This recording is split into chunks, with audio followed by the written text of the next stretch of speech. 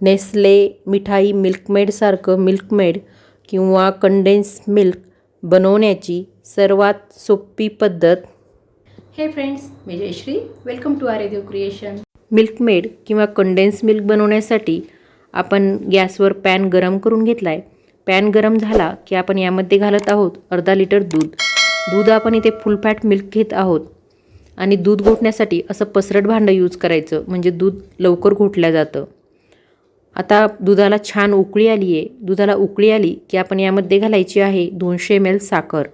500 ml दुधासाठी 200 ml साखर, म्हणजेच वाटीने मोजलं तर 1 वाटी साखर आहे अर्धा लिटर दुधासाठी.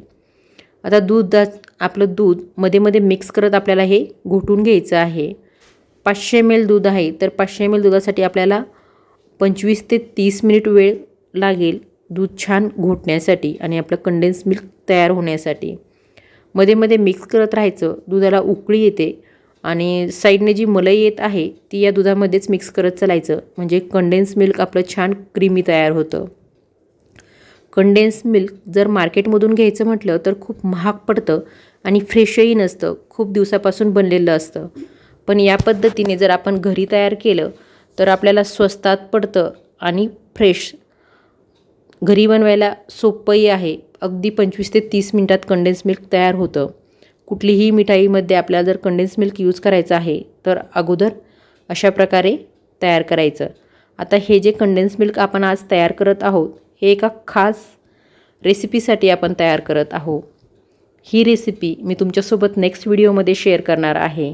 नक्की नेक्स्ट व्हिडिओसुद्धा बघा, कारण एक खूप खास रेसिपी मी तुमच्यासोबत शेअर करणार आहे, ज्या रेसिपीमध्ये आपण कंडेन्स मिल्कचा यूज करणार आहोत.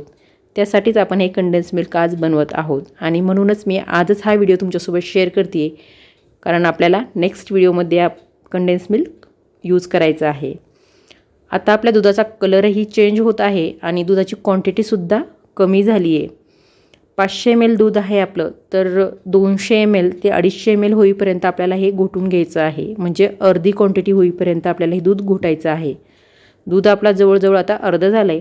गॅस आपण कमी करूयात आणि यामध्ये आता आपला खास सिक्रेट इन्ग्रेडियंट्स यामध्ये घालूयात आणि ते म्हणजे 1 पिंच खाता सोडा.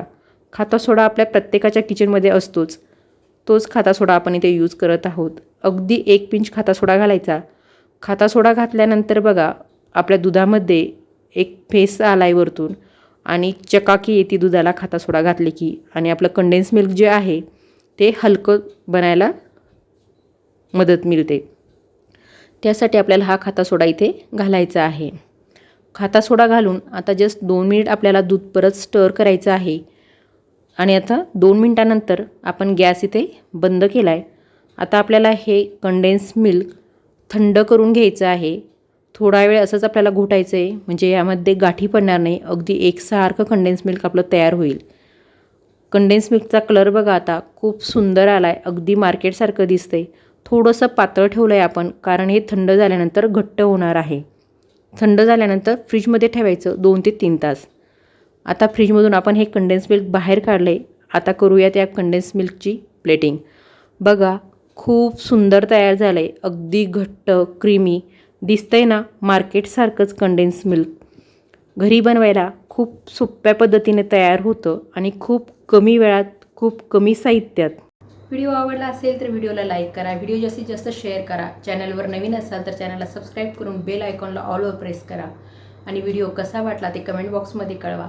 परत भेटूया अशाच एका नवीन व्हिडिओसोबत. काळजी घ्या.